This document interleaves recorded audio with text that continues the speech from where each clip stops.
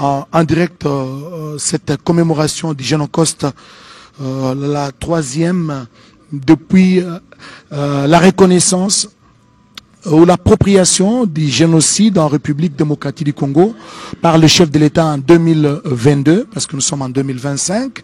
Il y a eu plus de 1500 morts à Kisangani, des morts qui ont été documentés, sans compter des morts anonymes, des gens qui sont morts et jusqu'à aujourd'hui, et des collatéraux, des dégâts collatéraux issus justement à la suite de cette guerre des 6 jours de Kisangani, qui est le fruit donc d'une succession d'affrontements meurtriers entre l'armée ougandaise et rwandaise sur les sols congolais. Deux armées étrangères se sont affrontées à Kisangani du 5 au 10 juin 2000, donc pendant 6 jours, et le bilan est énorme et sans appel. Plus de 1500 morts documentés, plus de 3000 blessés parmi les civils, et ces jours-là, jusqu'à Kusema, Guillaume Modimola, il y a eu plus ou moins 10 000 obus qui ont été tirés sur la ville de Kisangani, surtout dans la commune de la Chopo. Nous sommes de cœur donc avec nos compatriotes qui vivent à Kisangani, qui ont encore frais dans leur mémoire les affres de cette barbarie humaine orchestrée par l'armée ougandaise et rwandaise sur les sols congolais. Voilà cette vue aérienne. Juste là, vous voyez les palais du peuple, la salle du palais du peuple, la salle des congrès, n'est-ce pas, qui accueille. Ça, c'est les musées d'abord. De l'autre côté, c'est les musées Giscard Kusema. Et puis, cette belle vue aérienne avec cette description de Giscard Kusema. Merci beaucoup, cher Oscar Mbalkaïj. Nous saluons tous les téléspectateurs qui nous suivent en ce moment à partir de la RTNC. Nous sommes bel et bien le samedi 2 août, journée nationale d'hommage aux victimes du génocide congolais. Depuis 3 ans maintenant, le 2 août de chaque année est consacré justement à cette cérémonie nationale d'hommage. Nous nous trouvons ici sur un site mémoriel qui a été temporairement érigé ici en plein cœur de la ville capitale. Comme le montrent ces images, nous sommes dans l'espace compris entre le ministère de l'Intérieur et l'inspection générale de la police. Et cet endroit qu'un mémorial a été aménagé pour la célébration de cette journée. On rappelle que les 2 dernières éditions, les 2 premières éditions, se sont déroulées à Kisangani, où il y a également un site mémoriel. Alors, et sur ces sites que vous avez vu sur ces images, voilà l'espace compris entre le palais du peuple, le ministère de l'Intérieur. On voit déjà les cortèges présidentiels qui s'ébranlent pour laisser le chef de l'État faire son entrée ici et présider cette importante cérémonie. Donc sur ce site mémoriel aménagé ici, il y a 3 compartiments. Le tout premier, c'est là où il y aura une série de prises de parole, et par la suite il y a la reproduction de ces mémorials un peu comme celui de Kisangani, et c'est là que le président de la République, chef de l'État, fera sa marche silencieuse pour honorer ses morts. Le président de la République, Félix Antoine Tshisekedi Tshilombo, qui a institué cette journée depuis 3 ans, vient de faire son entrée sur ce site ici, à l'espace compris entre le ministère de l'Intérieur, le palais du peuple et l'inspection de la police, pour pouvoir présider cette importante cérémonie pour la 3e fois consécutive. Et comme vous l'avez si bien décrit, c'est pour rendre hommage à ces milliers de morts qui ont payé de leur vie pour ce génocide, pour des gains économiques qu'on appelle Génocoste. Le chef de l'État et la distinguée première dame qui se sont investis d'ailleurs pour rendre un hommage à nos morts et pour dire qu'ils seront jamais seuls, le président de la République et la distinguée première dame, qui font leur entrée ici sur ce site mémorial de Kinshasa. Giscard Kusema, le couple présidentiel, Félix Antoine Tshisekedi Tshilombo et la distinguée première dame Denise Nyakeru Tshisekedi font leur entrée dans ces sites. Et ils sont reçus par un comité restreint d'accueil, à la tête duquel se trouve tout naturellement le gouverneur de la ville de Kinshasa. Et voilà, donc le mot Génocoste a été prononcé pour la première fois à Londres en 2013, et le président rejoint justement cette assistance. n'est pas oublié, n'est jamais répété. Et là, c'est l'entrain du président de la République, Félix-Antoine Tshisekedi Tshilombo. Je disais donc, c'est à Londres en 2013 que pour la première fois, la plateforme d'action de la jeunesse congolaise dans les sillons national.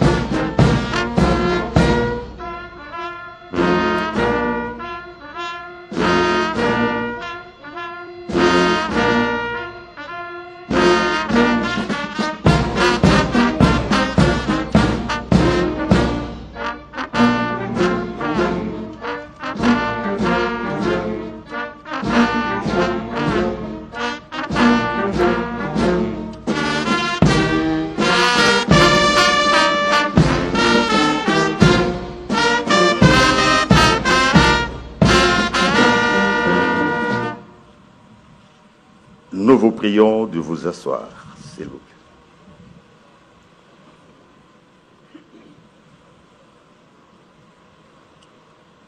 plaît. Excellences, Monsieur le Président de la République, chef de l'État, avec l'expression de nos hommages les plus déférents. La très distinguée Première Dame, honorable Président du Sénat, honorable Premier vice-président de l'Assemblée nationale, Madame la Première ministre, chef du gouvernement, Monsieur le Président de la Cour constitutionnelle et Président du Conseil supérieur de la magistrature, Excellences, Messieurs et Dames les ambassadeurs, chefs de mission diplomatiques et organisations internationaux, Messieurs le Président des institutions d'appui à la démocratie, honorables députés et sénateurs, Mesdames et Messieurs les ministres, membres du gouvernement, Messieurs le gouverneur de la ville-province de Kinshasa, Mesdames et Messieurs, distingués invités. Excellences, Monsieur le Président de la République, avec l'expression de nos hommages renouvelés. Votre présence à cet événement patriotique est un témoignage précieux de solidarité envers les survivants et de leurs souffrances. Cette commémoration du Génocoste, génocide congolais pour des fins économiques, se tient aujourd'hui 2 août 2025 en ces lieux et dédiée aux victimes des violences sexuelles liées au conflit ainsi qu'aux victimes des crimes contre la paix et la sécurité de l'humanité. Le programme de la cérémonie s'articule de la manière suivante. Bien avant l'allumage de la flamme de Génocoste par votre Excellence, Monsieur le Président de la République, il est prévu plusieurs prises de parole par les personnalités suivantes. Le mot du directeur général de FONAREV, le mot du coordonnateur exécutif de SIA-VAR, des témoignages des victimes, l'allocution de Madame la ministre des Droits humains et votre discours de circonstance. Excellence, Monsieur le Président de la République. Enfin, interviendra l'allumage de la flamme Génocoste, accompagné d'1 minute de silence et de la visite du mémorial. Avec votre autorisation, Excellence Monsieur le Président de la République, nous laissons la parole à Messieurs Henri Désiré Nzouzi, producteur de JT diplomatique, pour la cérémonie. Merci.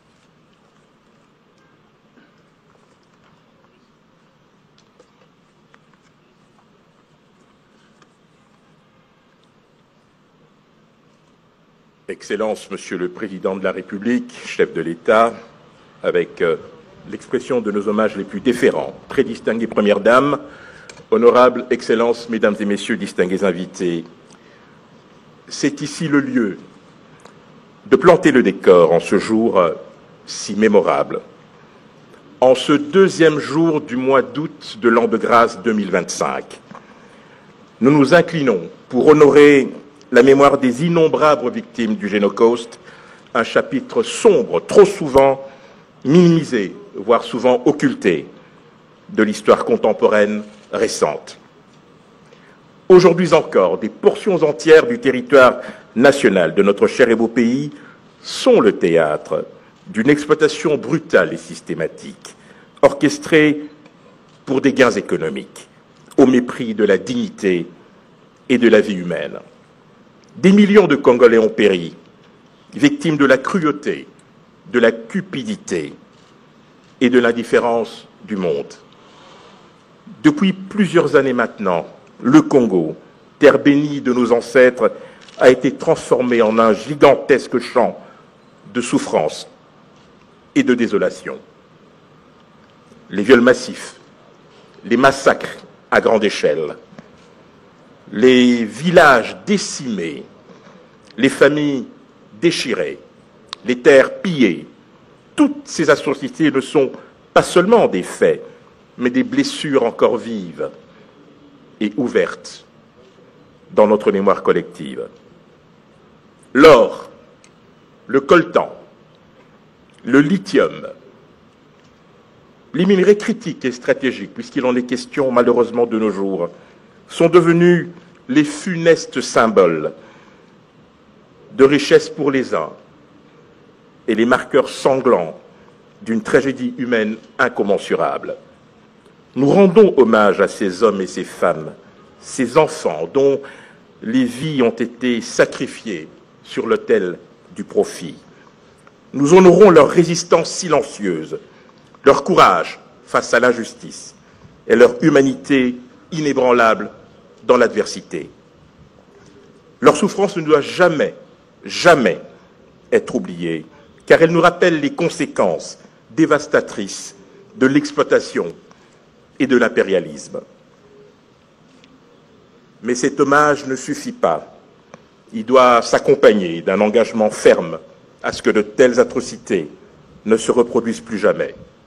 Nous devons exiger la vérité, la reconnaissance et la réparation. Nous devons éduquer les générations futures sur cette histoire afin qu'elle ne soit pas réduite à des statistiques, mais que leurs noms et leurs histoires soient portés par le vent de la mémoire. Aux familles des victimes, à leurs descendants et à tous ceux qui portent encore les cicatrices et les stigmates de ce génocide, nous disons aujourd'hui ensemble, vous n'êtes pas seuls. Votre douleur est entendue, votre résilience est admirée et votre quête de justice est légitime. Puissent les âmes des disparus reposer en paix et que leur sacrifice nous inspire à bâtir un monde plus juste, plus équitable et plus humain. En ce jour de commémoration, nous disons plus jamais l'exploitation, plus jamais le silence, plus jamais l'oubli. Que la mémoire des victimes du génocide congolais soit une lumière qui guide nos pas vers un avenir où la dignité humaine est sacrée et où la justice triomphe de l'oppression. Nous nous souvenons, nous honorons et nous agissons. Et puisqu'il faut agir, il m'est agréable de pouvoir inviter Monsieur le directeur général du FONAREV pour sa prise de parole. S'il vous plaît.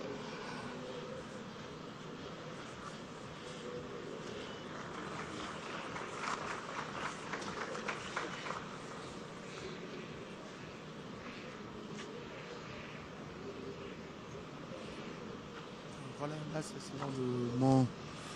c'est la série de prises de parole, après celle du MC, avec son mot introductif.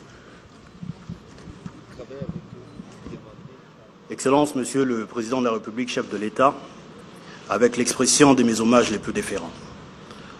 Honorable Président de l'Assemblée nationale ici représenté, Honorable Président du Sénat, Excellence, Madame la Première ministre chef du gouvernement, Monsieur le Président du Conseil supérieur de la magistrature, distinguées Premières Dames, honorables députés et sénateurs, Excellences, Mesdames et Messieurs les membres du gouvernement, Monsieur le directeur de cabinet du Président de la République et Président du comité de pilotage de la SIAVAR, Monsieur le coordonnateur exécutif de la SIAVAR, Monsieur le Président du Conseil d'administration du FONAREV, Mesdames et Messieurs les victimes, distingués invités en vos titres et qualités respectifs, toutes commodités protocolaires respectées. En ce 2 août 2025, la République démocratique du Congo s'arrête pour se souvenir, pour honorer ses morts, pour écouter ses survivants, pour refuser l'oubli, pour faire vivre la mémoire, rendre justice aux douleurs et transformer le deuil en un espoir collectif. Aujourd'hui, nous commémorons le Génocauste, ce génocide perpétré pour des intérêts économiques dont les plaies béantes restent plus de 30 ans après. Instituée par la loi numéro 22/065 du 26 décembre 2022, cette journée n'est pas une simple commémoration. Elle est un acte de vérité, une exigence morale, une réponse de la nation à l'indicible, une interpellation des consciences, un appel à la mémoire partagée et à la justice attendue. Ce jour, la République ne se contente pas que de se souvenir.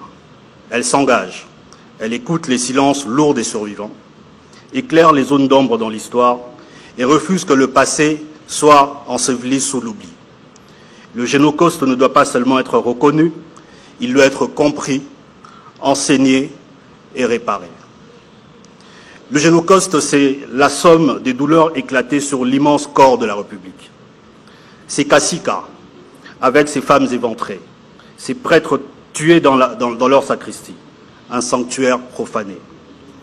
C'est Makobola, endeuillé le dernier jour de l'an 1998, 500 âmes fauchées au seuil d'une nouvelle année. C'est Kisangani, ville martyre d'un affrontement fratricide entre deux armées étrangères, où plus de 1000 civils furent sacrifiés sur l'autel des intérêts économiques et géostratégiques. C'est Béni, où la machette devint le langage des terreurs.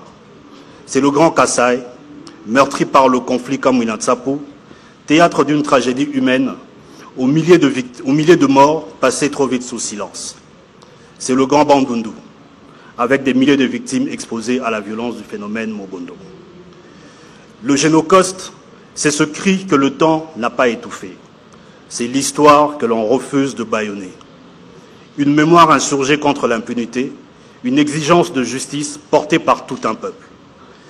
C'est aussi toutes ces femmes violées, mutilées, brûlées, dont les corps portent les stigmates de la barbarie, dont les silences hurlent encore. Ce sont tous ces enfants devenus orphelins, leur rire volé, leur avenir fracturé, qui grandissent avec le poids d'un passé qu'ils n'ont pas choisi. Ce sont ces villages silencieux, vidés de leur âme, que la violence a transformés en cimetières anonymes.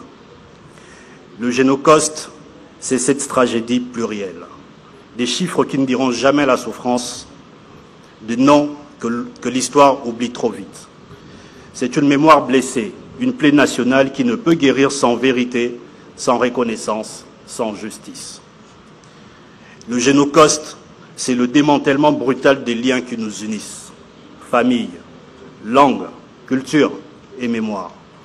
C'est la volonté froide de nous disperser, de déraciner nos peuples, de fracturer ce qui fait notre humanité collective. Ces atrocités ne relèvent pas seulement de la violence physique. Elles visent notre essence, notre droit d'exister en tant que communauté souveraine et digne.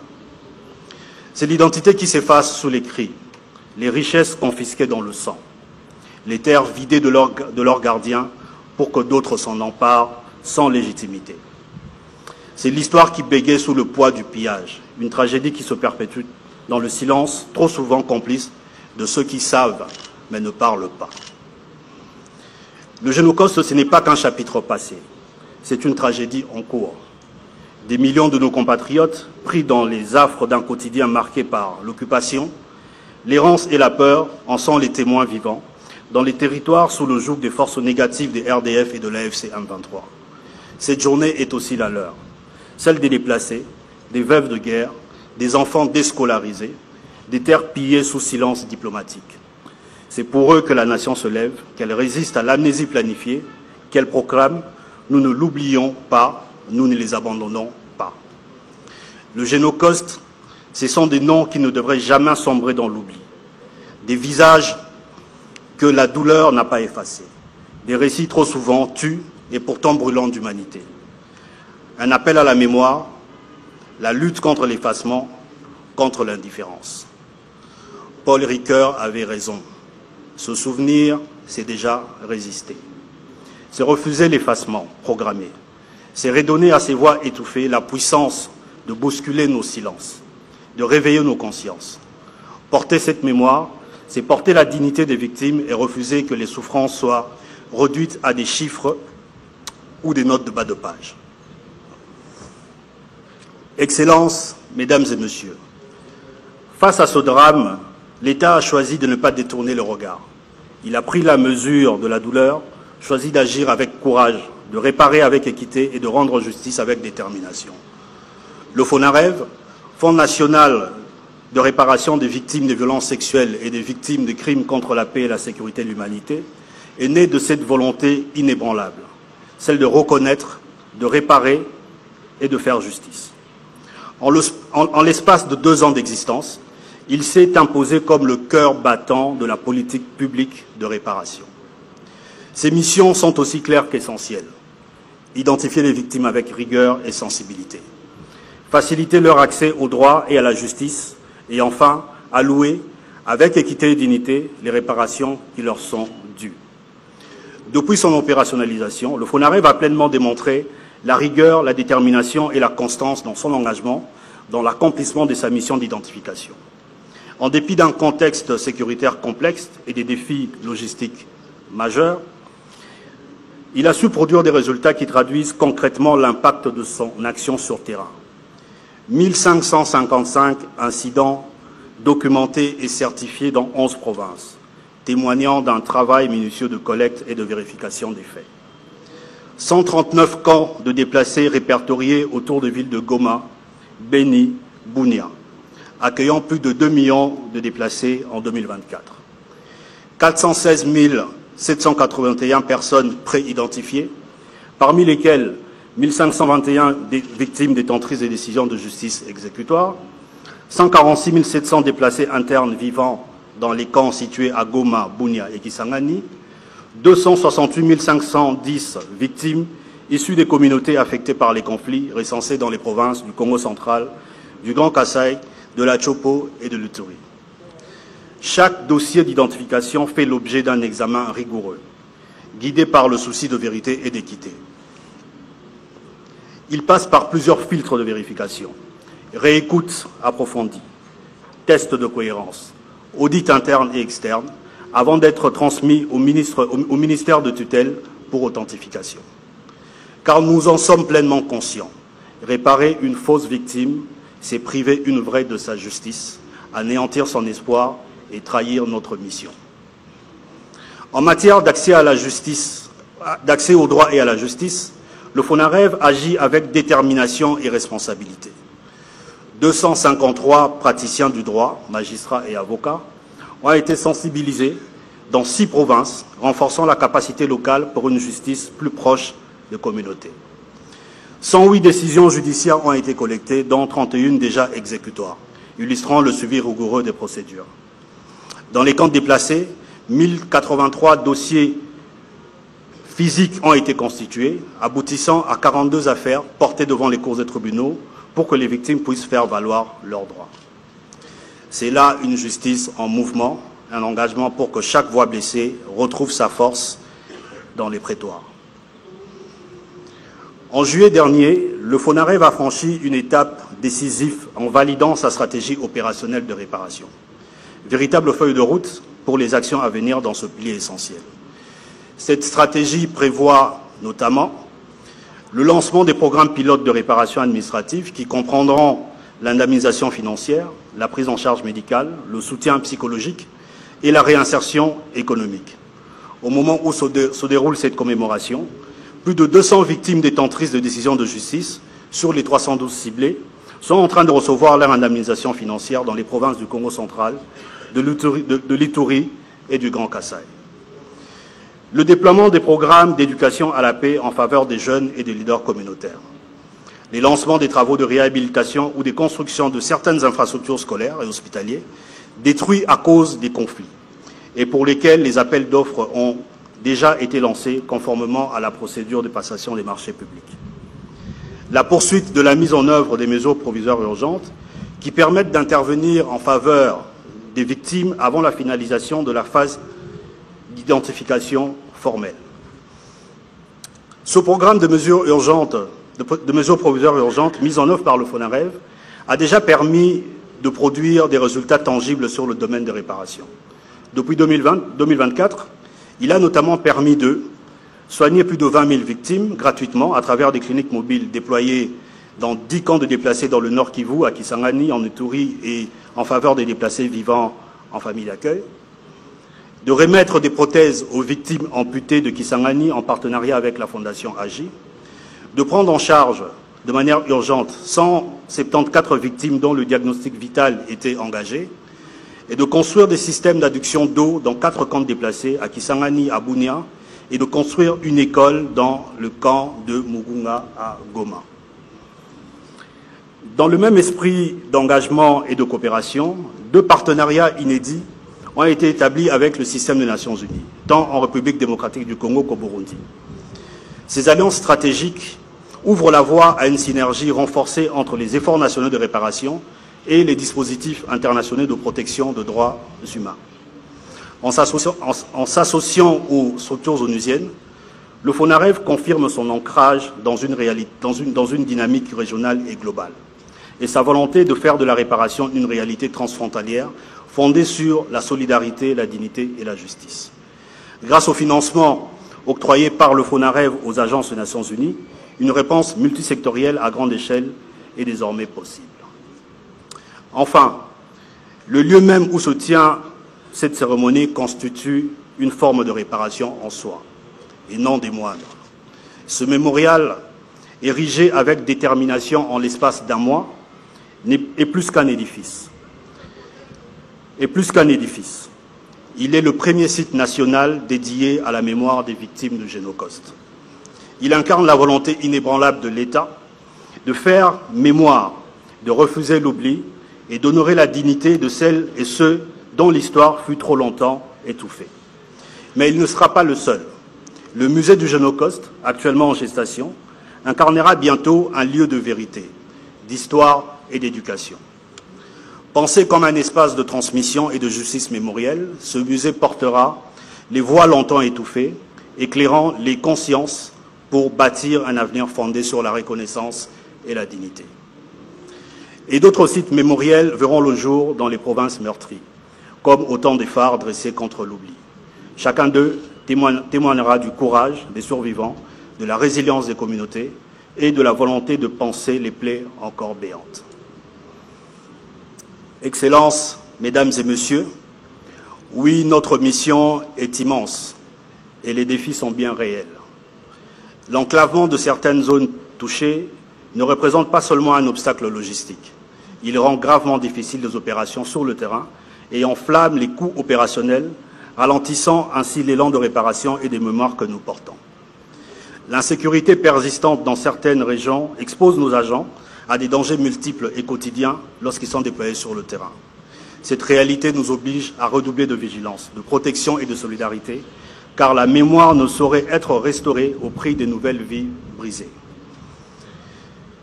L'inexistence d'une base de données nationale des ONG œuvrant dans l'accompagnement des victimes à travers le pays constitue une lacune majeure dans l'architecture de soutien.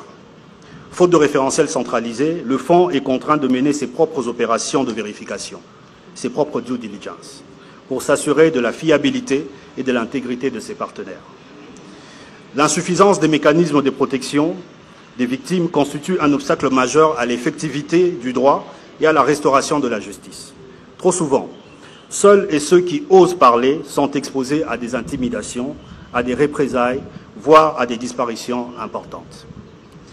Dans un contexte conflictuel toujours actif, le nombre croissant des victimes et leurs attentes légitimes en matière de réparation mettent à l'épreuve la capacité du Fonds à répondre efficacement et dans des délais raisonnables. Cette dynamique expose l'institution à un risque accru d'impatience et d'incompréhension de la part des survivants et de communautés concernées face à la complexité des procédures et aux contraintes opérationnelles et temporelles du processus de réparation. Les lourdeurs administratives inhérentes au processus de passation de marché public entravent significativement notre agilité opérationnelle. Cette rigidité réduit notre capacité à mobiliser rapidement les ressources, retarde la mise en œuvre des interventions urgentes et compromet la réactivité indispensable à une réponse efficace en faveur des victimes. Il devient nécessaire d'explorer des mécanismes flexibles et sécurisés permettant d'accélérer les procédures tout en garantissant la transparence et la conformité réglementaire.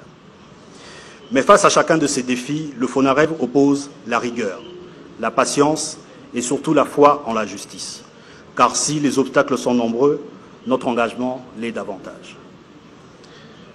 Excellences, Monsieur le Président de la République, chef de l'État, avec l'expression de mes hommages les plus déférents, Honorable Président de l'Assemblée nationale ici représenté, Honorable Président du Sénat, Excellence Madame la Première ministre chef du gouvernement, Monsieur le Président du Conseil supérieur de la magistrature, distinguées Premières Dames, honorables députés et sénateurs, Excellences, Mesdames et Messieurs les membres du gouvernement, Monsieur le directeur de cabinet du Président de la République et Président du comité de pilotage de la SIAVAR, Monsieur le coordonnateur exécutif de la SIAVAR, Monsieur le Président du Conseil d'administration du FONAREV, Mesdames et Messieurs les victimes, distingués invités en vos titres et qualités respectifs, toutes commodités protocolaires respectées. Je ne saurais clore ce mot sans rendre un hommage appuyé à toutes celles et ceux qui, au sein comme en dehors du FONAREV, œuvrent avec abnégation pour cette noble mission. À tous les agents du FONAREV, ainsi qu'aux agents d'identification déployés sur l'ensemble du territoire. Recevez ici l'expression de ma profonde reconnaissance pour votre travail exemplaire et les sacrifices consentis chaque jour au service des victimes. Aux acteurs étatiques et non étatiques de l'écosystème engagé aux côtés des victimes, merci pour votre fidélité et votre implication et votre humanité. Et surtout aux victimes elles-mêmes, nous disons notre admiration la plus sincère pour leur résilience, leur courage et la confiance qu'elles nous témoignent. Comme le disait Nelson Mandela, rendre justice aux victimes, c'est redonner la dignité à la nation. En ce jour solennel, cette phrase devient notre cri de cœur, notre boussole. N'est pas répété, n'est jamais oublié, commencez à guérir. Plus jamais seul, je vous remercie. N'est jamais oublié et plus jamais seul. Voilà, c'était là le mot du directeur général du FONAREV. Merci infiniment, Monsieur le directeur général du FONAREV.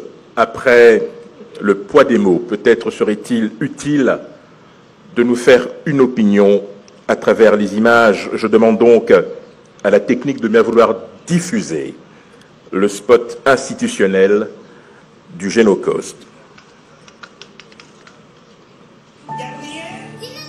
Le dîner est servi. Alors, comment est-il l'école aujourd'hui? On nous a dit d'écrire ce qu'on voudrait faire quand on va grandir. Et qu'est-ce que tu voudrais bien devenir quand tu seras grande?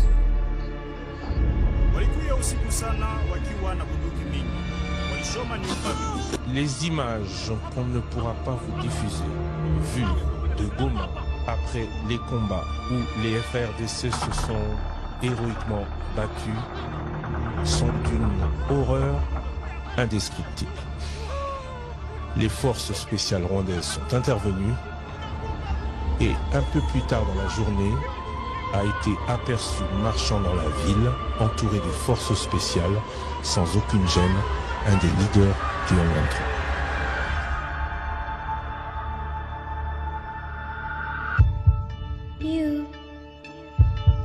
Est-ce que quelqu'un m'entend? Maman dit que peut-être si nous crions fort, on nous entendra. Ils sont venus dans notre maison. Ils ont tout pris.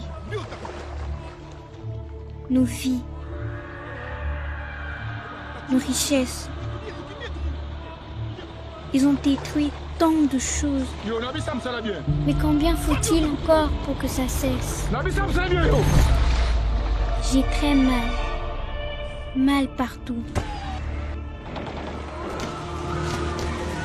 Papa est tombé.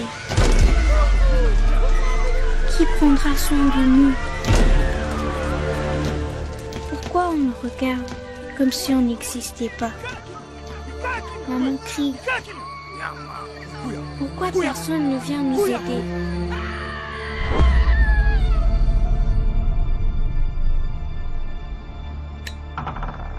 Moi, je voulais étudier.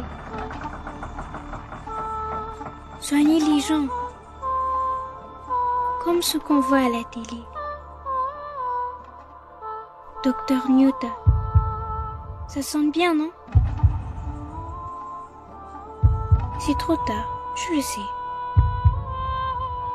Tu peux arrêter la douleur? Rien ne semble l'arrêter. Il nie. Il continue. La vie. À quel prix? J'ai une dernière prière. Ne pas oublier. Ne jamais répéter. Et commencer à guérir.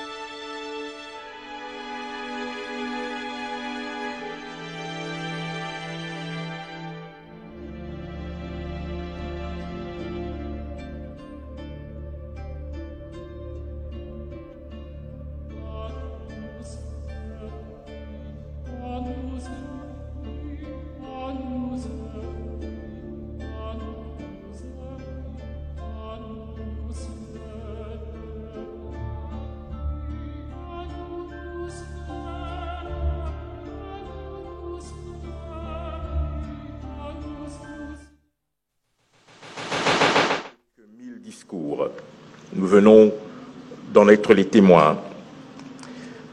À la suite de M. Patrick Fata, directeur général du FONAREF, qui a développé ici la préoccupation de l'institution qu'il dirige, je vais donc inviter le coordonnateur exécutif du comité interinstitutionnel d'aide aux victimes et d'appui aux réformes, M. François Kakessé.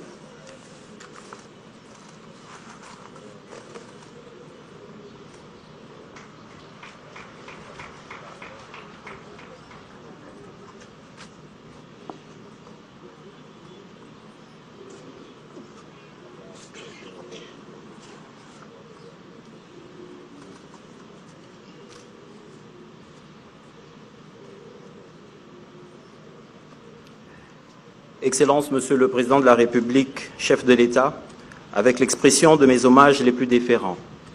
Honorable Président de l'Assemblée nationale ici représenté, Honorable Président du Sénat, Excellence Madame la Première ministre, chef du gouvernement, Monsieur le Président du Conseil supérieur de la magistrature, distinguée Première Dame, honorables députés et sénateurs, Excellences, Mesdames et Messieurs les membres du gouvernement, Excellences, Mesdames et Messieurs les ambassadeurs et chefs de mission diplomatique accrédités en République démocratique du Congo, Monsieur le directeur de cabinet du Président de la République et président du comité de pilotage de la CIAVAR, Monsieur le Président du Conseil d'administration du FONAREV, Monsieur le Directeur général du FONAREV, Mesdames et Messieurs, distingués invités, toutes préséances et commodités protocolaires considérées. Depuis 3 ans, le 2 août occupe une place significative dans l'histoire de notre nation.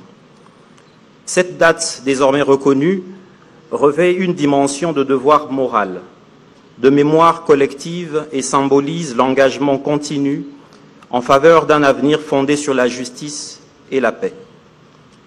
C'est toujours avec un sens aigu des responsabilités, avec beaucoup d'émotion, que je prends la parole au nom de la Commission interinstitutionnelle d'aide aux victimes et d'appui aux réformes, CIAVAR en sigle, et ce, pour la 3e fois consécutive, lors des commémorations du 2 août.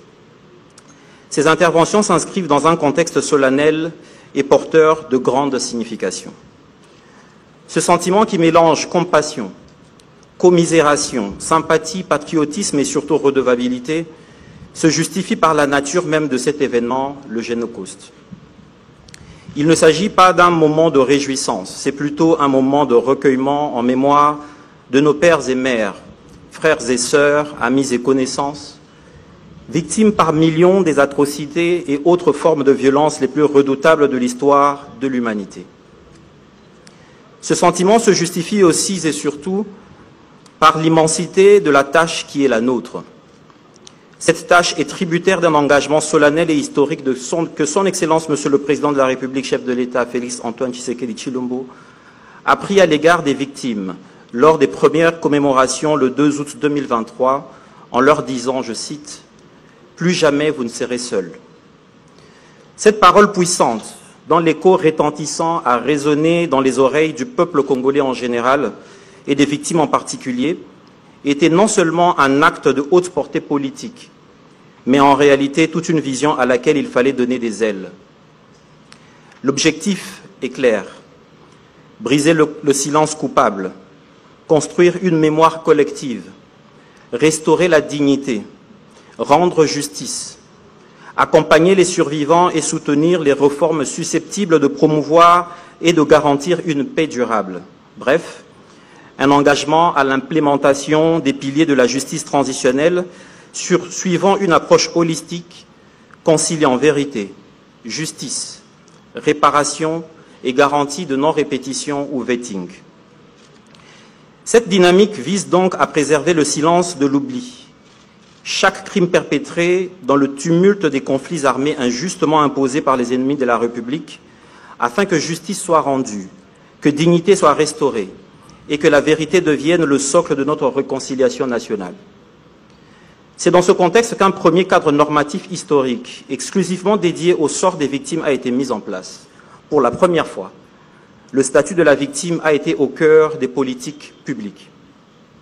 Il s'agit de la loi numéro 22/065 portant principes fondamentaux relatifs à la protection et à la réparation des victimes des violences sexuelles liées au conflit et des victimes des crimes contre la paix et la sécurité de l'humanité, promulguée par son Excellence, Monsieur le Président de la République, chef de l'État, le 26 décembre 2022.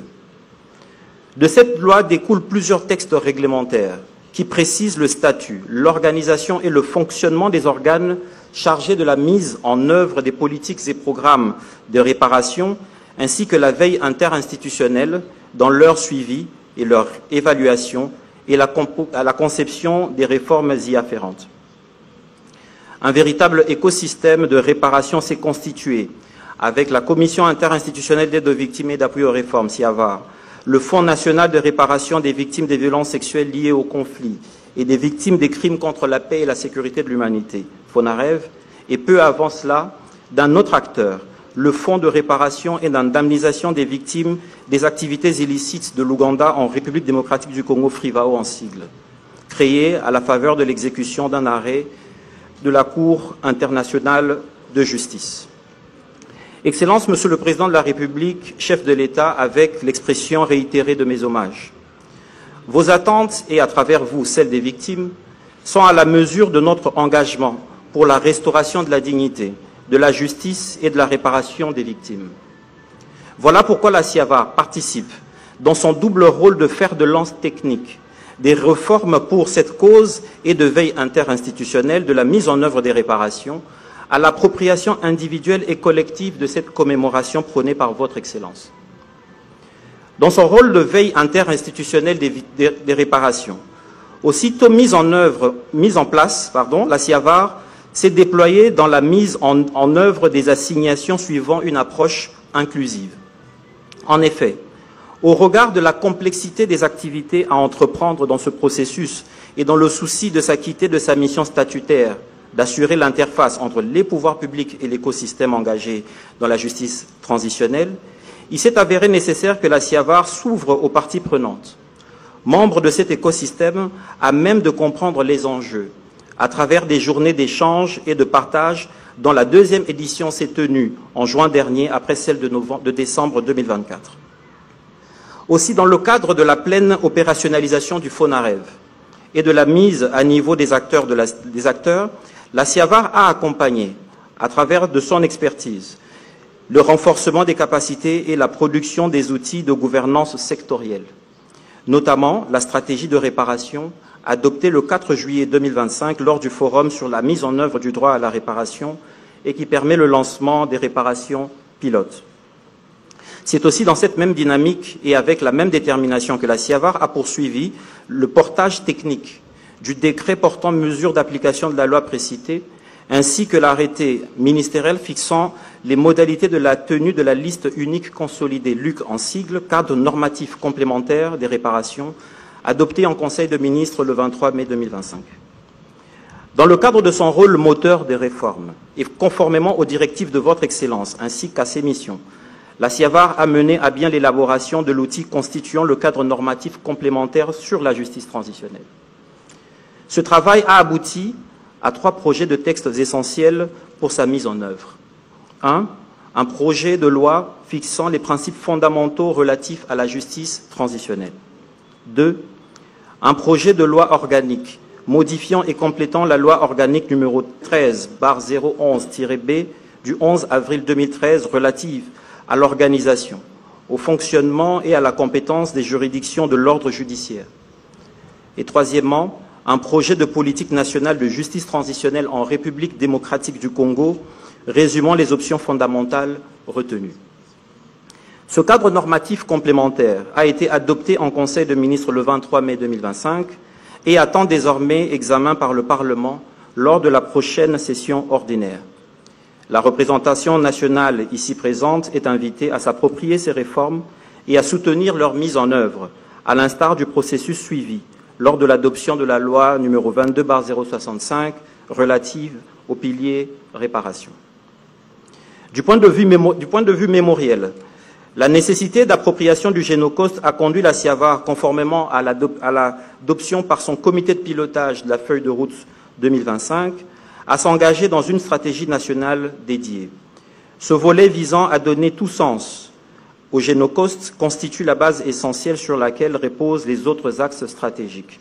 Dans ce sens, la table ronde sur l'appropriation collective du Génocost, la reconnaissance internationale du génocide commis sur le territoire de la République démocratique du Congo pour la promotion de la culture de la paix, que vous avez présidée du 31 mars au 3 avril 2025, répondait à cet impératif.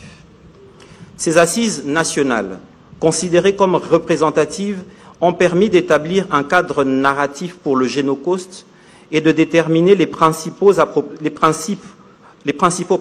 d'appropriation, constituant ainsi des assignations complémentaires à l'attention des membres du gouvernement concernés et signataires des actes d'engagement.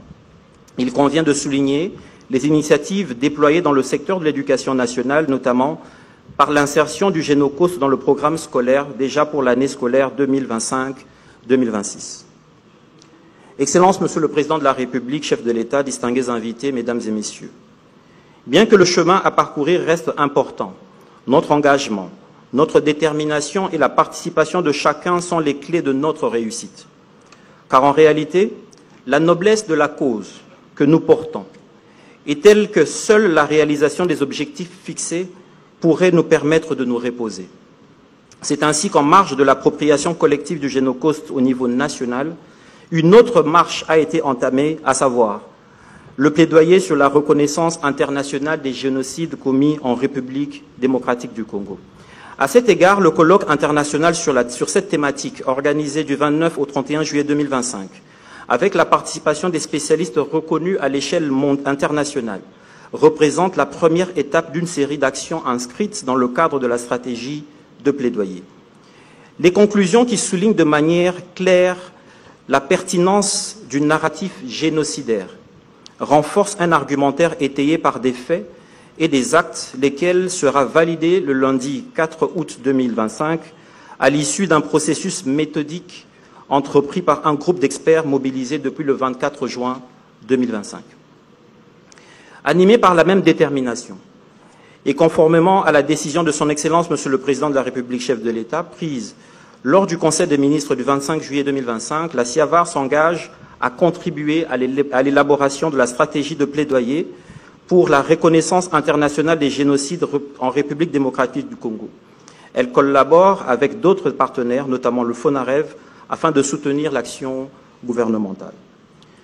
Ce positionnement s'inscrit dans une démarche constante visant à assurer la cohérence interinstitutionnelle, aussi bien sur les enjeux liés au génocide que sur les questions plus générales relevant de la justice transitionnelle.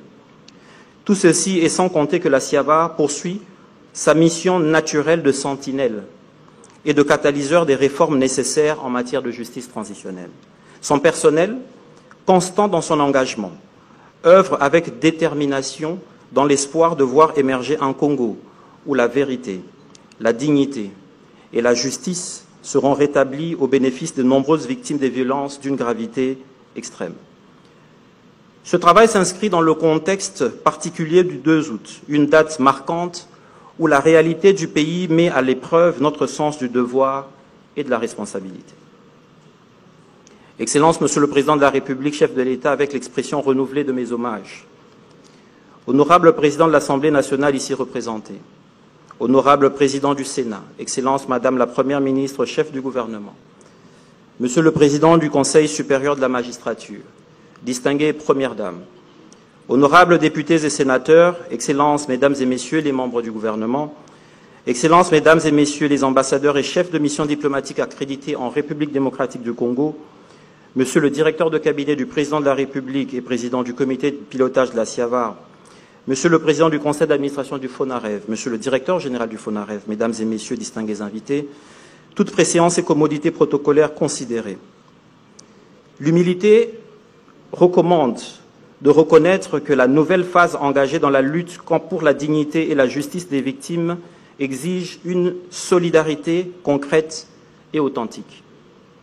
La voix de la République démocratique du Congo ne pourra se faire entendre sur la scène internationale qu'à travers l'engagement coordonné de tous les acteurs concernés, institutions, sociétés civiles, communautés et partenaires. Il est donc indispensable de privilégier une action nationale concertée, guidée par une vision commune et cohérente. Je souhaite conclure en exprimant une reconnaissance sincère à l'ensemble des parties prenantes nationales et internationales qui soutiennent la République démocratique du Congo dans ce processus noble et exigeant. Leur engagement constant illustre la volonté de promouvoir la vérité, la justice et la mémoire collective. Cette collaboration constitue une base solide pour bâtir un avenir fondé sur la réconciliation, la paix et la dignité. Comme à chaque commémoration, permettez-moi de rappeler cette parole inspirante du prophète Ésaïe. « Lève-toi, sois éclairé, car ta lumière arrive, et la gloire de l'Éternel se lève sur toi. » Ésaïe 60 au verset 1. Ne pas oublier, ne jamais répéter, commencer à guérir. Je vous remercie.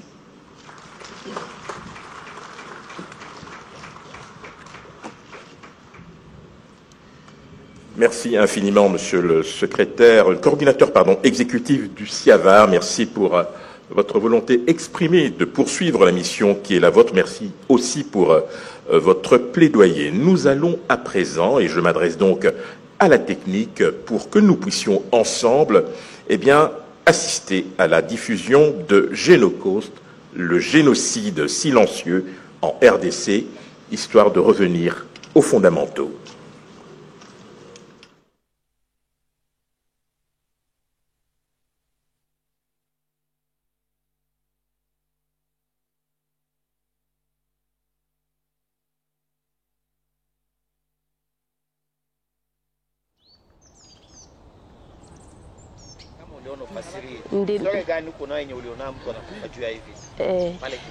Niliona watu wa mingi na muko wenzangu wenye walikufaka na watoto wetu wa mingi wenye walikufaka, tunabacha kula hata na tufai nini na tuwabazike juu ya kufa nini na shia kuogopa. Tukesema hapa tukebazika na shia watafaa nini batatuua.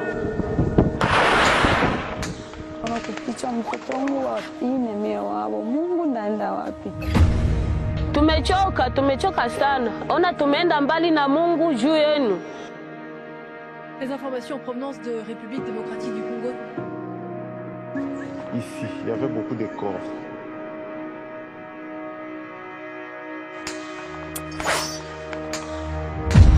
Anabakaka wa mama na badada vile ginzi wote walikuwa mama na japo walikuwa nini bafie. Juu ya kuwadeveje vile wanakuwa wa mama. Okay, sounds good.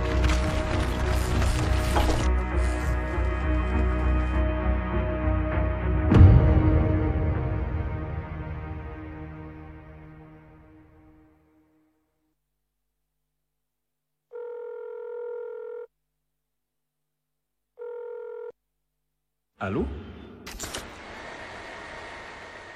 Laissez-moi vous raconter une histoire. Une histoire qu'on ne voit jamais à la télé. Une histoire qu'on a rangée dans un tiroir, mais qui continue de faire mal. Très mal. Et pourtant, cette histoire nous concerne tous. Toi, moi, l'humanité tout entière. Ça se passe au Congo. La République démocratique du Congo. Un nom long comme un roman pour un pays qui a trop souffert. Ce pays, c'est pas juste un point sur la carte de l'Afrique. C'est un vrai trésor. Des forêts à perte de vue, de l'or, du diamant, du cobalt, mais aussi des plaies ouvertes. Parce que ce que le monde appelle progrès, ici, on le paye avec le sang de ses enfants. Le monde, aujourd'hui, est fasciné par les nouvelles technologies, l'intelligence artificielle, les voitures électriques, les smartphones dernier cri. Mais pour que ton téléphone fonctionne, il lui faut une batterie. Au cœur de cette batterie, le cobalt. 70% du cobalt mondial vient d'ici, de cette terre. Et 70% du silence aussi. Silence sur les morts. Silence sur les crimes. Silence sur l'horreur. 10 millions de morts. Pas des soldats, pas des rebelles, mais des femmes enceintes, des vieillards, des enfants brûlés, égorgés, violés, enterrés vivants, jetés dans les rivières. Et pendant ce temps-là, toi et moi, on scrolle sur nos écrans, mais derrière chaque clic, chaque selfie, se cache une goutte de sang. Les satellites voient les nuages, mais pas les tombes. Les cartes tracent les routes, mais ignorent les fosses communes.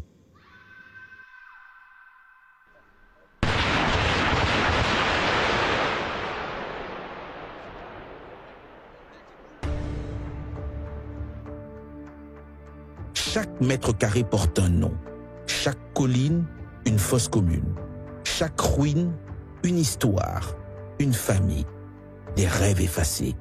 Mais malgré tout ça, la vie obstinément s'accroche. Les arbres dansent encore, le fleuve chante encore, les enfants continuent à rire. Et les fantômes, eux, attendent. Ils sont là. Ils veulent juste qu'on les écoute. On a voulu faire disparaître ce peuple, on a voulu effacer leur histoire. Mais ils sont encore là, debout, dignement. Ce qu'on va te montrer, c'est pas juste un film, c'est un cri qui n'a jamais été crié. Un devoir de mémoire, un appel à la vérité. Alors, regarde, écoute, retiens cette histoire. À ton tour, raconte-la. Parce que ceci n'est pas seulement leur histoire, c'est aussi la tienne. Surtout si tu as un téléphone dans la main.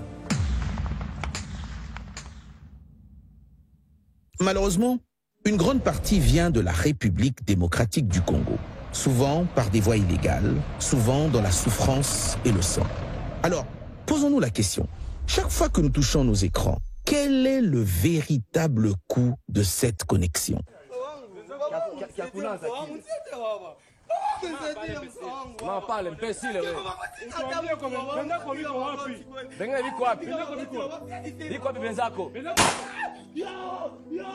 Baviole mwana na désordre. Kaka mobali oyo atamboli na mwana atamboli pe na ngai. Basima nango. Nakomi na Steve. La carte invisible. Kasika, Makobola, Mwenga, Kamituga, Mungunga, Tingi Tingi, Kalonge, Kayabayonga, Ruchuru, Nyabiondo, Shabunda. Derrière chaque nom, une scène de crime. Derrière chaque date, une absence de justice. Mais ces noms n'apparaissent pas dans un livre d'histoire. Ils vivent dans la mémoire de ceux qui ont survécu et dans le silence de ceux qui ne peuvent plus parler. Cette séquence est une carte invisible, une carte qu'on n'a jamais enseignée et qu'on ne peut plus ignorer.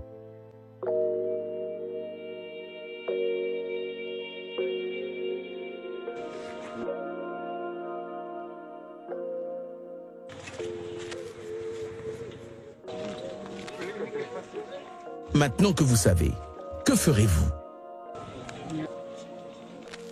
Un génocide silencieux, méthodique, ignoré.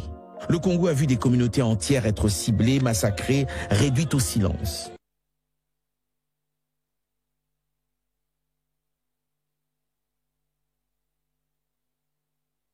Plus de 10 millions de morts, 2 millions de femmes violées, des milliers d'enfants enrôlés ou exécutés, 200 fosses communes documentées.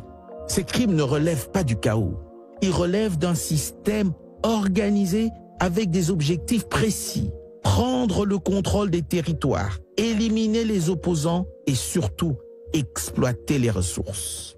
Les populations civiles n'ont jamais été des dommages collatéraux. Elles étaient la cible parce qu'elles vivaient sur des terres riches en or, en cobalt, en coltan, parce qu'elles refusaient de se soumettre. Les méthodes sont connues. Regroupement forcé, exécution à bout portant, viol de masse, enfouissement vivant, incendie, effacement des preuves. Et pendant ce temps, le monde s'équipe. Téléphone, voitures électriques, drones, ordinateurs, nourris par les minerais congolais. Le progrès d'un côté, mais la mort de l'autre. Il n'y a pas de paix sans justice, il n'y a pas de reconstruction sans reconnaissance. Ce film pose une exigence. Que les crimes commis au Congo soient reconnus comme crimes contre l'humanité, comme génocide, que les auteurs soient jugés, que les victimes soient entendues, que la mémoire soit transmise. À la diaspora congolaise, ce récit est votre héritage. Protégez-le, diffusez-le. Aux jeunes du monde entier, vous avez le pouvoir d'agir. Ne vous contentez pas de regarder. Faites entendre votre voix. Le génocide est une réalité. Et tant qu'il ne sera pas reconnu, il se répétera. La justice n'attend plus. Elle vous appelle.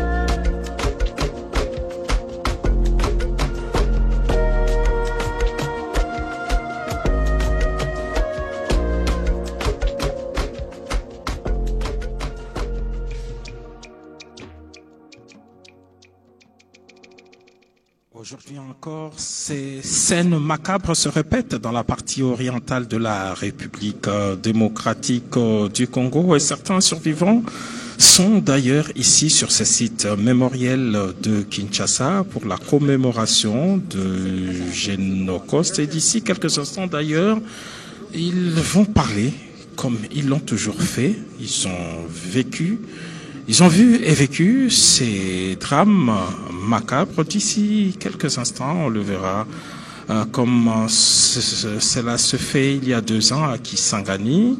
Ce sont deux personnes bien identifiées.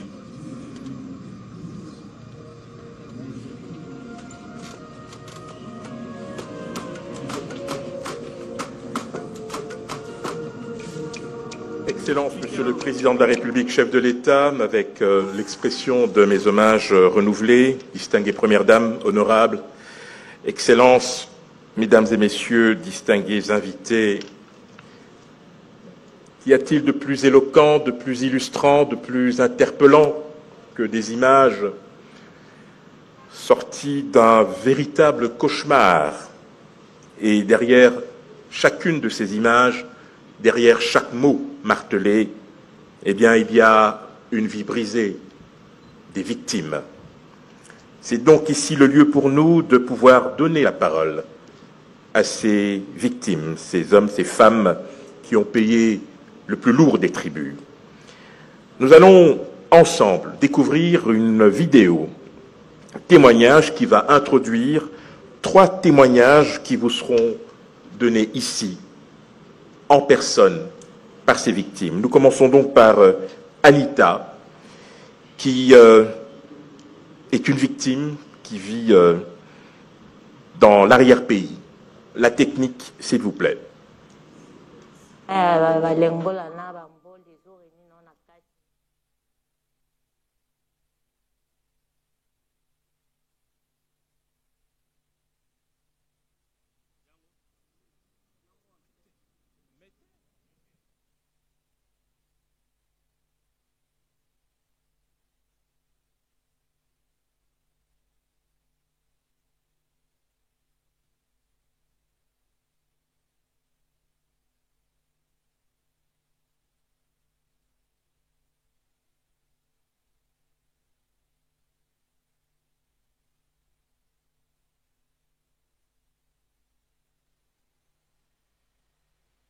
Lengola na bamboli ezoreni na na kati me bimi vraiment na kati penza ya site Kisangani te.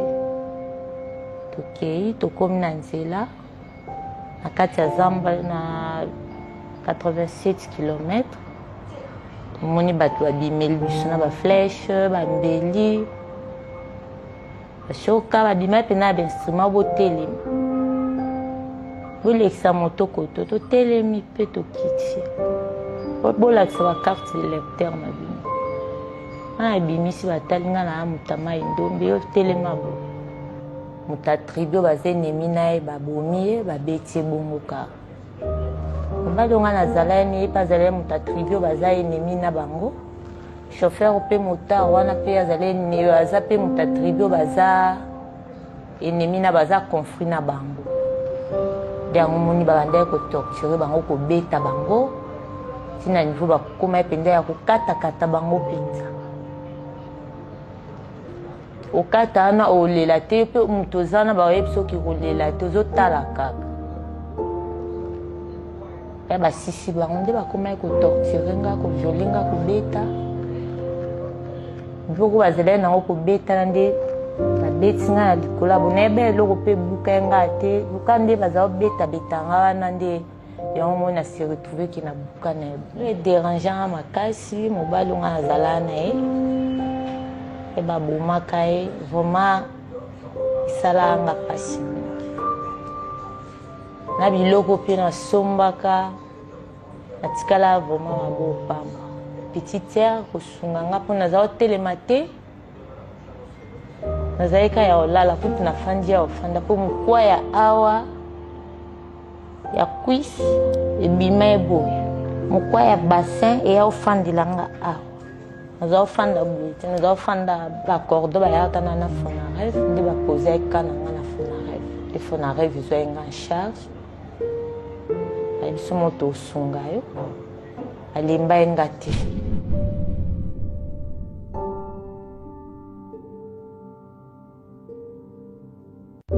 na 120 km nzela ya obundu kota babenga obundu wana evenema ya balengola na bamboli.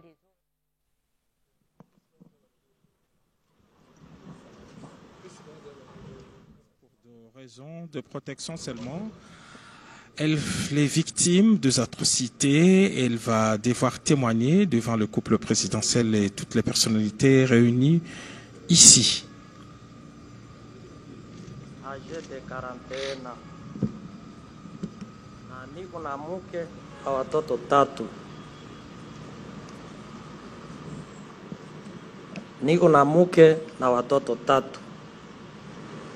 Alors ilikuwa à date du 30 au 31 mai 2021 saa 6 usiku nilisikia mlio wa risasi ikilia, na kisha yake nikaita mke, nikaamusha mke, nikamwambia nimesikia mlio wa risasi. Na kisha yake nilikuwa naishi pamoja nyumbani na mkubwa wangu, nilikuwa kwake, tunakula kwake, tunachangia mafikiri pamoja. Kisha yake yeye pia nikachukua simu nikamuita, nikasema unasikia masasi nalia nje? Akasema ndio. Na pembeni yetu kulikuwa nyumba ya kuze yangu, yeye pia nikaita, nikasema unasikia yenye napitika nje? Akaitika akasema ndio. Kisha baadaye kidogo miniti 5 nikasikia mlio wa risasi ukaendelea, ikakuwa nyingi. Nikaita yeye tena mkubwa wangu kwa turu ya pili, nikasema hapana, hii inafanana sawa na Nord Kivu, kwani niliishi mingi sana Nord Kivu. Nikasema hapana, kwa saa hii nataka toka nje nikimbie niende kwa pori. Na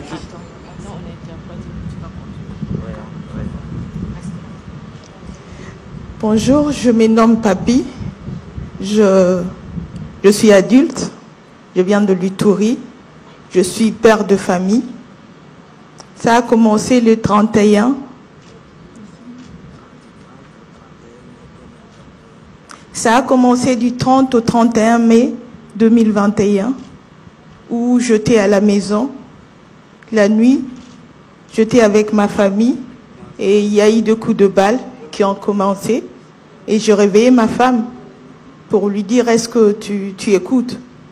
Après, j'ai appelé ma famille pour leur dire que j'écoutais ces coups de balle et ça me rappelait ce que j'avais vécu au Nord Kivu, parce que j'avais vraiment vécu pendant longtemps au Nord Kivu et ça me faisait peur. J'avais envie de fuir. Wakati yenyewe nilisema na mke tuondoke, akaitika, nikafungua mlango. Kwa bahati nzuri ilikuta hawajafika sehemu ambapo tulikuwa. Wakati nilitoka nje tukakimbia, kisha yetu nyuma yetu nikaangalia, nikaona mtu anasimama na silaha mikononi, akatufatisha masasi, lakini pamoja na Mungu tuliweza kukimbia hadi kwenda na kufichama kwa pori. Nous avons eu la chance de quitter la maison parce que les assaillants n'étaient pas encore proches de nous. Mais malheureusement, en essayant de fuir, un nous a suivis et a lancé de balles vers nous. Mais par grâce de Dieu, nous avons pu nous en sortir. Na nyuma yake wakati tulifika kwa pori, nikaanza sikia sasa masasi na karibia nyumba, na kisha baadaye miniti 2 nikasikia sauti ya mkubwa yangu akaanza lia kwamba amekufa.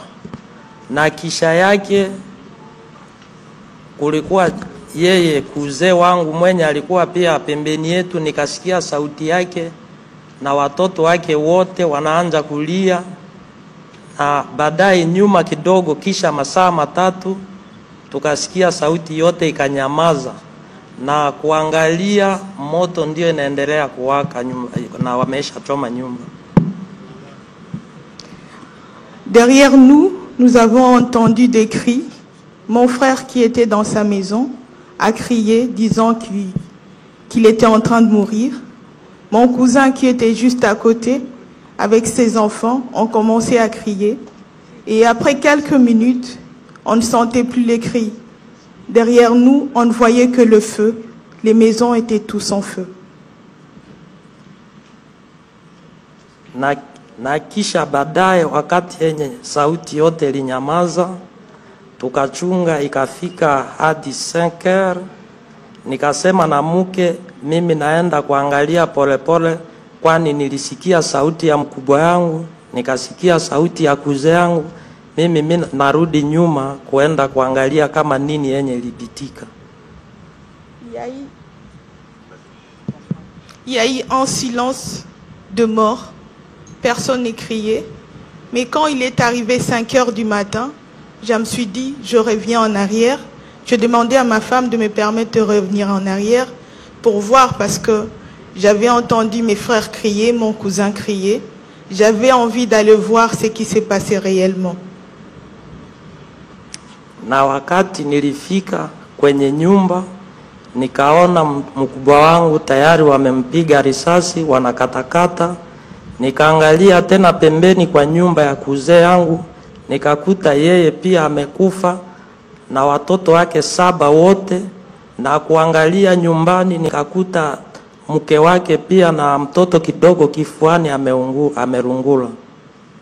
En revenant en arrière, j'ai vu mon frère qui était déjà mort, découpé en plusieurs morceaux. En regardant de l'autre côté, mon cousin qui était aussi mort, avec sa femme et ses 7 enfants.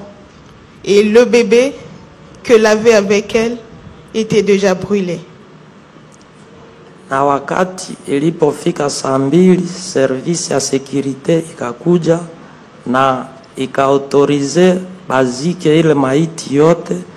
Do balichimba shimu, wakaweka watu 17 kwa shimu moja, na ile ilipitika tangu 8h mpaka 13h, na kisha yake tuliamua kutoka ile mwingine na kukimbia hadi Aveba. Après quelques heures, les services de sécurité sont arrivés et ont demandé à ce qu'on puisse enterrer ces corps. 17 corps ont été enterrés dans une fosse commune, tous ensemble.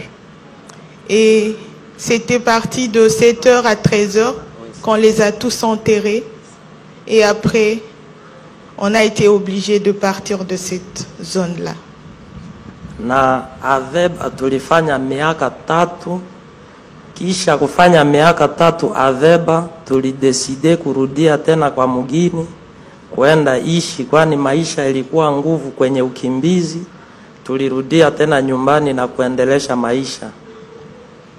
Aveba, où nous sommes partis, nous sommes arrivés, mais la vie était tellement difficile que nous n'avons pas pu nous en sortir. Nous avons été obligés de revenir dans notre village parce que c'était dur pour nous de vivre là-bas. Nous étions obligés de nous battre et de nous reconstruire encore une fois. Na wakati tuliporudi, hatukujenga tena nyumba ya kukaa sehemu ambapo ile maneno yote ilipitika. Tulijenga nyumba kidogo pembeni, kwani deja tunaishi maisha ya woga. Kwanza mimi mwenye binafsi naishi maisha ya woga. Hata kwa sasa nikiona nyama yenye wanachuna, roho yangu nachafuka. Nikiona mtu asira anapita pembeni yangu, yote inanileta woga. Quand nous sommes revenus dans notre village, nous n'avons plus reconstruit une maison à cet endroit-là. Nous avons essayé de construire une petite maison jusqu'à quelques mètres de là, parce que nous vivons dans la peur. C'est difficile pour nous de vivre dans cette zone-là. Mais en même temps, personnellement, je vis dans une situation où je peur de tout. Quand je vois un homme armé, je peur. Quand je vois un animal qui a été tué, je me sens très mal. Na kwa sasa tuna remercier sana Fonarev kwa yote yenye alifanya kupitia indemnisation. Pour maintenant, nous remercions le Fonarev pour cette indemnisation que nous avons pu recevoir. Asante sana kwa kunisikiliza. Je vous remercie. Merci. Qui vit encore dans la partie est. Merci infiniment pour ce témoignage extrêmement émouvant. Nous allons à présent poursuivre avec une autre victime. Elle s'appelle Théodorina. Elle nous vient également de l'Ituri. La province de l'Ituri figure parmi des sites où on enregistre tout le jour ce genre de tuerie de masse, et la victime qui va prendre la parole tout à l'heure vit justement dans cette partie, et c'est pour des raisons de sécurité que la personne est voilée, parce qu'elle vit encore au milieu de bourreaux et de toutes ces personnes sans foi ni loi qui causent de peine au niveau de la société. Nous allons donc suivre cet autre témoignage.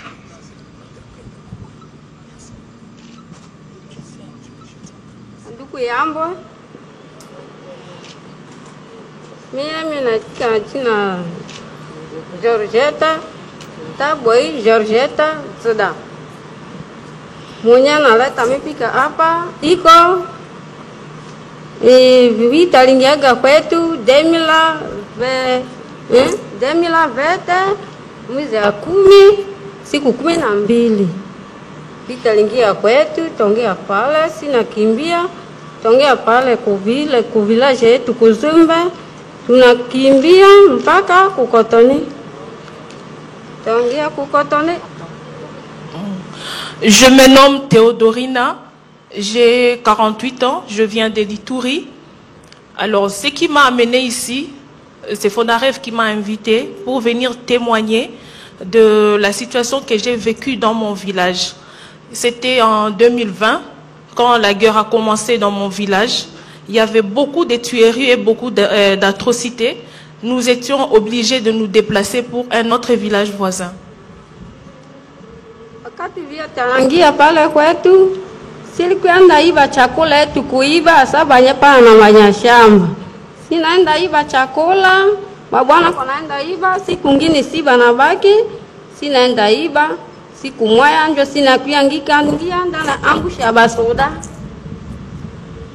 Quand nous nous sommes déplacés dans les villages voisins, la vie était tellement difficile, il y avait la famine. Alors nous étions obligés de voler la nourriture pour nourrir nos familles, nos hommes et nos enfants. Parfois c'était les hommes qui partaient voler, parfois nous-mêmes les femmes nous étions obligés d'aller voler.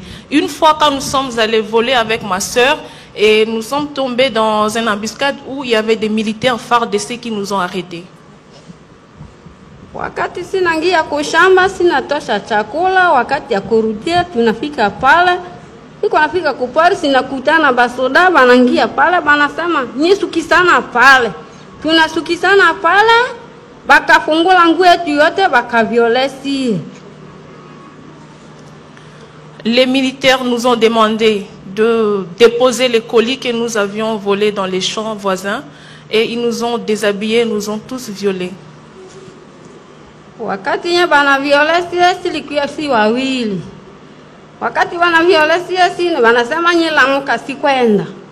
Basi kakalamuka sina kwenda siko nenda njo wapi na banye. Wakati siko napika kumai banasema mkala tena chini. Si akakala chini tena bakaviolesi mara ngine. Mwenye na viole me na viole tena monjango. Mwenye na viole monjango aliviole tena me.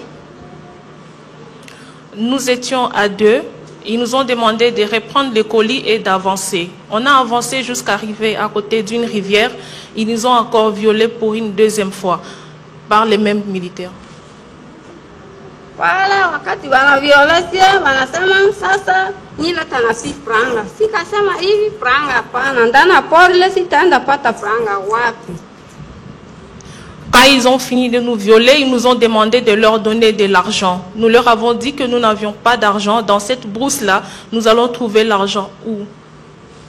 Wakati wanasema yanasema naenda kamata franga monjango wenye silikuwa na yeye naenda kamata franga naenda tafuta franga kwa mkono watu bakapanda na mimi wapi juu akilima bana kamata foto nye bana zola tongia kubatu bako naonesha na mimi siko nakala juu ya kilima, siko nabakia pale banaenda teona tena mmojango kona fika tongea wapi tongea kupwali kunaenda kata mboga.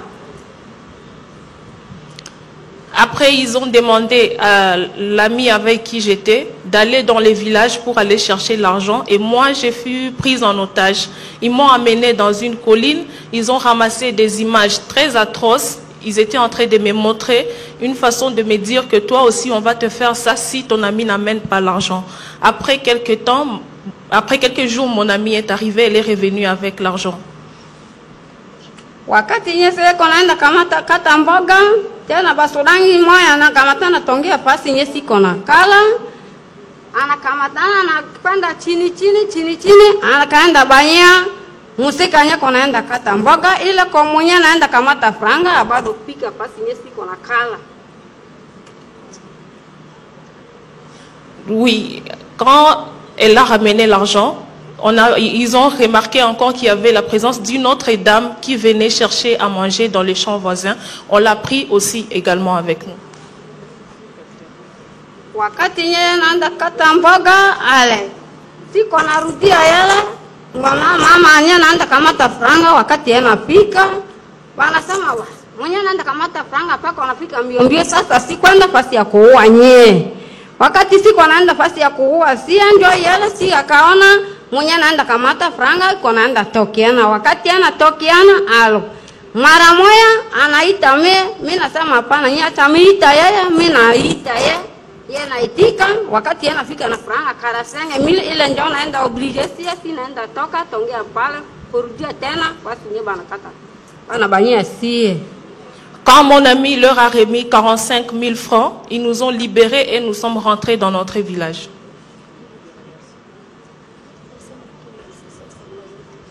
Ile ndio leta mimi napika oku merci kitu nye bapana pa Fonaver nafanya kwa siesi nasema merci kwa kazi yabo. Voilà, c'est comme ça que Fonarev est venu aussi. Nous étions sélectionnés parmi les victimes qui devraient recevoir une réparation. Nous remercions Fonarev pour tout ce qu'il fait pour nous. Merci. Merci. Bien sûr. Nous invitons à présent notre dernière victime qui va venir témoigner. Il s'agit de Léonard Kalombaï. Il nous vient du Kasaï central. Les atrocités se déroulent un peu partout dans la partie orientale, mais aussi au centre et à l'ouest. La victime qui vient du centre du pays où on a également connu une série de drames à l'époque de Kamuna Sapou. Lui, à visage découvert, a décidé de témoigner publiquement. Bonjour tout le monde. Je m'appelle Kalomba Kalombaï. Je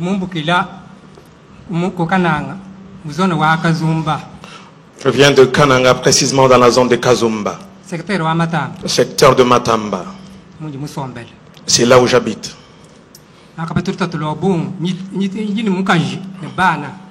J'ai une femme et des enfants. J'ai beaucoup souffert. J'ai 11 enfants. J'ai vraiment souffert. En 2017, j'ai vu des gens survenir avec des chansons en train de venir vers nous. Bandés en rouge en train de chanter. Avec des couteaux. Avec des armes. Lorsqu'ils sont venus, ils sont entrés dans notre parcelle. J'étais avec mon père. Ils ont posé la question où est le responsable, le chef de la famille. Et le responsable de la famille a répondu c'est moi. Ils l'ont arrêté. Ils nous ont demandé de nous mettre à genoux. Ils ont commencé à les tabasser jusqu'à mourir. Ils l'ont tiré jusque sur l'avenue. Ils l'ont déshabillé, il était déjà mort.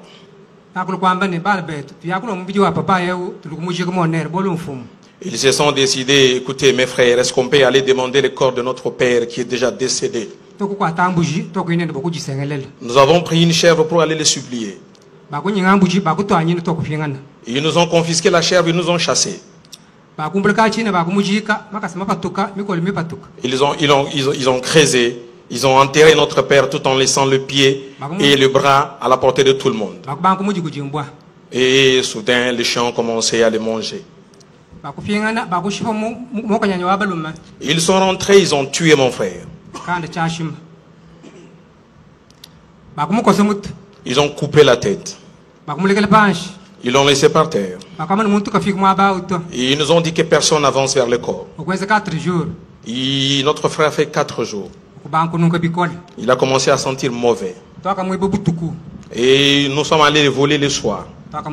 On l'a enterré. Ils sont venus, ils ont trouvé que non, notre frère n'était plus là. Ils se sont fâchés. Et ces jours-là, ils ont tué 3 personnes.